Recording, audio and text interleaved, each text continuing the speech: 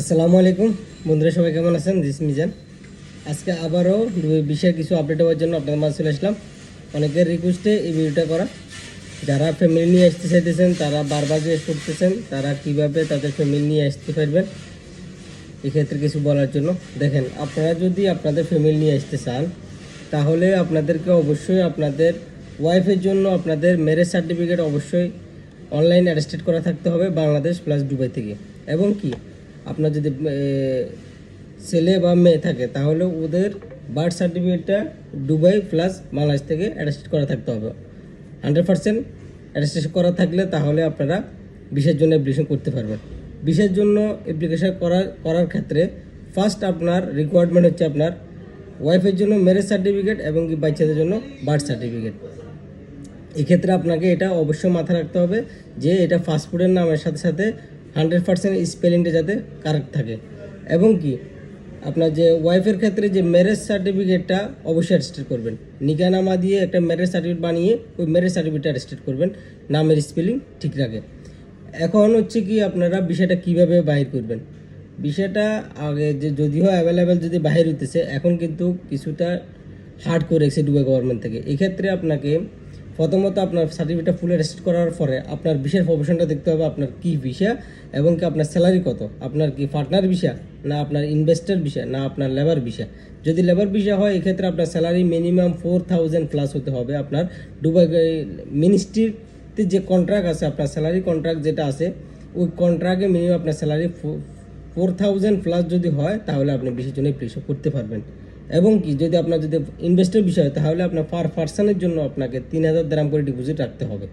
Dubai গভর্নমেন্টের আন্ডারে 3000 টাকা করে ডিপোজিট রাখতে হবে। এবং কি আপনাকে ওই যে আপনি যে ফ্যামিলি আনবেন, ফ্যামিলি আনিয়ে আপনি রাখবেন কোথায়, এটার আপনার যে আমরা যে এখানে যে ইজারি বলি, আরবিতে যে ইজারি বলা হয়, যে টেনান্সি কন্ট্রাক্ট মানে আপনার এই আপনার ফ্ল্যাট আছে, এই ফ্ল্যাটের কন্ট্রাক্ট আপনাকে রাখতে হবে।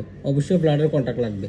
এগুলো সব কিছু আপনার ডকুমেন্ট প্লাস হচ্ছে আপনার ওই ফ্ল্যাটের কন্ট্রাক্ট এবং কি আপনার এই স্যালারির যে এগ্রিমেন্ট যেটা ওইটা এবং কি আপনার এই ব্যাঙ্ক স্টেটমেন্ট থাকতে হবে। এখানে আপনার ব্যাঙ্ক স্টেটমেন্ট প্লাস ব্যাংকে ক্লোজিং কিছু ব্যালেন্স জমা থাকতে হবে, তাহলে আপনি অ্যাপ্লিকেশন করতে পারবেন। অ্যাপ্লিকেশন করার পর আপনাকে ভিসা দেওয়ার যে প্রসেসিংটা এটাও ডিফেন্স করবে হচ্ছে দুবাই ইমিগ্রেশন।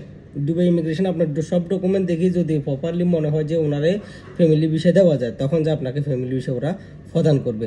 যদি একদিন দুদিন 3 দিনের মধ্যে যদি বিষয়টি না আসে আপনি অবশ্যই আপনার ডকুমেন্টগুলো নিয়ে আপনি যে কোনো ইমিগ্রেশনে আপনি ভিজিট করতে পারেন। ইমিগ্রেশন আপনি দেখাতে পারবেন যে আমার এত টাকা স্যালারি, আমি আমার ফ্যামিলি আনতে চাই, আপনি দেখাতে পারবেন।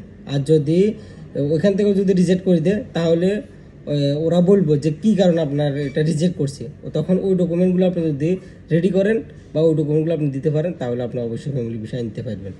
এক্ষেত্রে আপনি এক্সট্রা কারোর মানে অ্যাডভান্স টাকা দিই বা বেশি টাকা দিই বাহির করবেন এরকম কোনো সুযোগ নেই। তো আপনাদের যদি এইসব ডকুমেন্টগুলো যদি প্রপার যদি থাকে তাহলে আপনারা ওইভাবে ট্রাই করতে পারেন, যাদের এই ফ্যামিলি বেশি ইম্পর্টেন্ট এখানে আনার জন্য। এই বিষয়ে অনেকে বারবার প্রতিনিয়ত জিজ্ঞেস করে, কল করে এবং কি এই আমাদের অফিসেও আসে যে ফ্যামিলি বিষয় নিয়ে আসার জন্য অনেকে ওয়েট করতেছে।